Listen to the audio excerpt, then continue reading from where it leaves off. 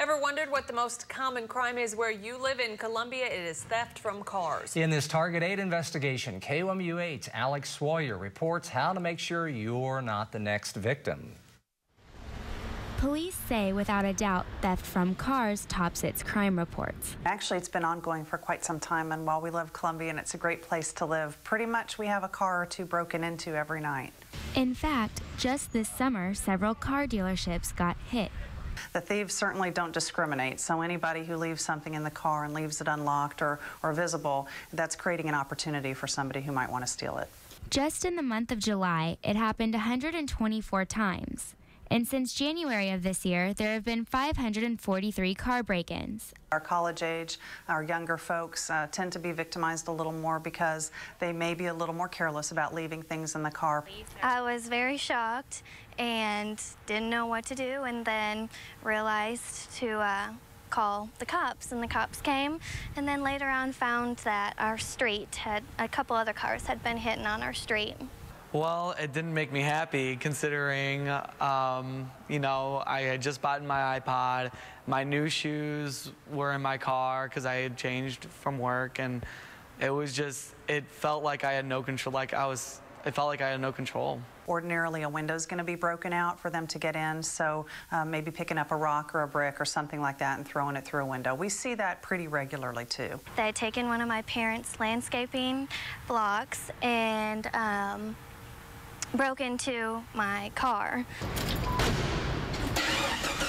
Police say most car break-ins happen in parking garages, parking lots, and apartment complexes. Where there's so many cars, we know that somebody might prey on those areas because they think they might get more bang for their buck.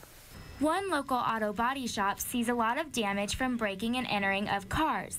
Just windows getting smashed where they're stealing something out of the car. You know, a lot of times it's purses, could even be coats. Just something that looks like it's valuable, they'll get in there and steal. Police say to take valuable things like your phone or your wallet with you or hide them under the seat. The doors need to be locked because the first thing ordinarily somebody's going to try and do is try the car doors and see if they're open. Make sure that even if you think you locked it, make sure you check your doors before you, before you walk away, because I didn't, and that's what did me in. Police also advise to always park under or close to a streetlight. With the Target 8 investigation, Alex Swoyer, KOMU 8 News. Police say the most common items stolen from cars tend to be small, like your phone or laptop. Also remember to check your glove compartment to make sure information with your home address is hidden. One flying circus pilot and one young pilot in training share more than just a passion for soaring above the clouds. As KOMU 8's Alex Swoyer reports, that trainee carries her secret, a secret that brought her new family together. The Macon Fower Memorial Airport was founded by Charlie Fower. He and his wife had a flying circus. She would walk on the wings as he flew the plane. Fower also served as mayor, but this one-time socialite of Macon took a family secret to his grave. A secret now being told by this young woman, Nyoka Douglas. I was actually talking to my Aunt Carol at her kitchen table, and we were going over pictures, and she whispered to me, "We're related to the Fowers." She had some pictures of them. A whisper that stuck with Douglas. She whispered it because it was something that our family had not openly talked about very much. The secret sparked an interest in Douglas, so she began to retrace her family history. Her great-grandfather, Keely Donnelly, was Charlie Fower's half-brother, but because he was black, the family kept him a secret. The Macon Fower Airport usually looks deserted. But one day, when I was driving by, I saw a plane, and I turned around, I went in, I introduced myself, and asked for family members that were around. One connection led to another, which led to another, and eventually I got the address of Margaret. I now have more black family than I have white family. More loving, kind, gentle family than I ever had before. Margaret Muskoff had no idea her family had been separated by race until Douglas told her. Kind of like tears running down my face. I was concerned that Margaret would not accept me. I kept picturing me knocking on this door and being like, "Hello, I'm your cousin," and the door slamming in my face. I was very afraid to tell her that I am African American. She said to me on the phone, "I don't want you to be shocked." And I'm thinking, okay.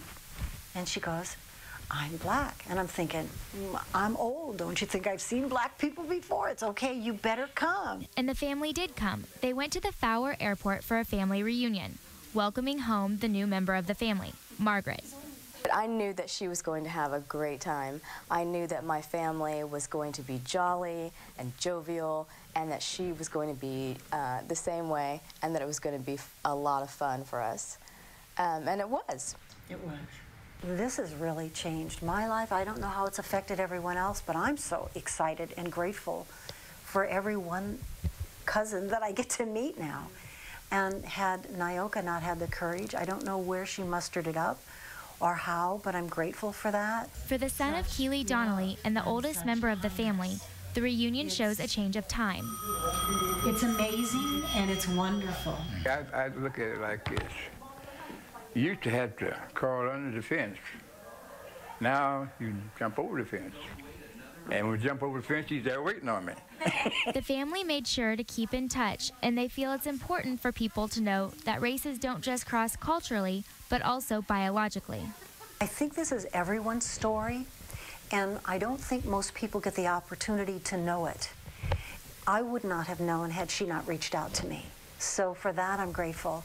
And I'm hoping that there are other people who have curiosity, who've heard family rumors or things, stories in their family, that might now reach out and want to search them out. I do feel as though this offers some sort of closure, especially for the older relatives. And I hate to say this, but also maybe some validation or some redemption for them. Alex Swoyer, KOMU 8 News. The family pursued DNA testing but found out they were too far removed for it to work. But Margaret says she doesn't need proof. She has it in her heart.